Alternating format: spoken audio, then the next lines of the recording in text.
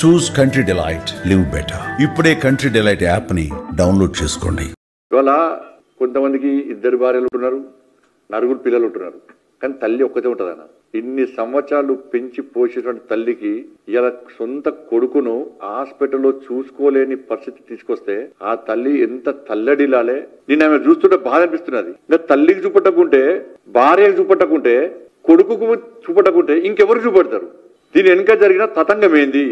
తల్లి డైరెక్ట్ కేసీఆర్ కొడుకు పేరు చెప్పింది. నా కొడుకు మరణము ఒక మిస్టరీ అన్నది. ఏంది అది? ఆ రోజే చనిపోయిందా, అంతకంటే ముందే చనిపోయిందా, కొంతమంది కోసము లేట్గా అనౌన్స్ చేసి డిక్లేర్ చేసిరా? దీని మీద విచారణ జరపాల్సిన అవసరం పక్కా ఉంది. హాస్పిటల్ డాక్టర్ల స్టేట్మెంట్ రికార్డ్ చేయాలి, హాస్పిటల్ యాజమాన్యం స్టేట్మెంట్ రికార్డ్ చేయాలి. మాగంటి గోపీనాథ్ గారి యొక్క తల్లి, వాళ్ళ భార్య, వాళ్ళ కొడుకు, వాళ్ళ స్టేట్మెంట్ రికార్డ్ చేయాలి. చూసండి, ఇవాళ నేను వీడియో చూసి వాళ్ళ కొడుకు, నేను అమెరికా నుంచి మా నాన్న అంత్యక్రియలో పాల్గొనడానికి వస్తే నన్ను బీఆర్ఎస్ పార్టీకి సంబంధించిన మాజీ మంత్రి ఫోన్ చేసి రావద్దని బెదిరించిండు. ఇది మామూలు స్టేట్మెంట్ కాదు. ఇది వాళ్ళ తల్లి క్లియర్ అయిపోయింది. నేను చూడడానికి పోతే, ఐసీయూలో నా కొడుకుని చూడడానికి పోతే నన్ను చూపెట్టలేదు. కేసీఆర్ కొడుకొస్తేనే వేడుకున్నా, పట్టించుకోలేదు. ఆయన ఐసీయూలో పోయి చూసొచ్చిండు. ఏం జరిగిందో తెలియదు. నేను మళ్ళీ పోయి మొత్తుకున్నా, చూపెట్టే అవకాశం ఏంటని, చూపెట్టలేదు. ఏం జరిగింది ఆడ? ఒక కన్న తల్లి ఆరోపణలు చేసినప్పుడు అందరి మనసు కరిగింది. ఇవాళ తెలంగాణ రాష్ట్రం మొత్తం ప్రతి ఒక్కరు బాధపడుతున్నారు, కానీ తెలంగాణ రాష్ట్ర ముఖ్యమంత్రి గుండె మాత్రం కరుగుతలేదు.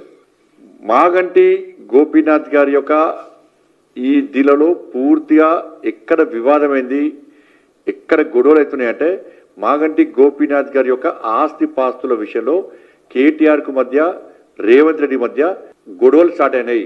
ఎవడన్నా ఆస్తి పంపకాల్లో కుటుంబ సభ్యులు కొట్లాడుకుంటారు ఎవడన్నా, కానీ ఇక్కడ ఆస్తి పంపకాల్లో కేటీఆర్ను రేవంత్ రెడ్డి కొట్లాడుకుంటున్నారు. ఇది 100% వాస్తవం.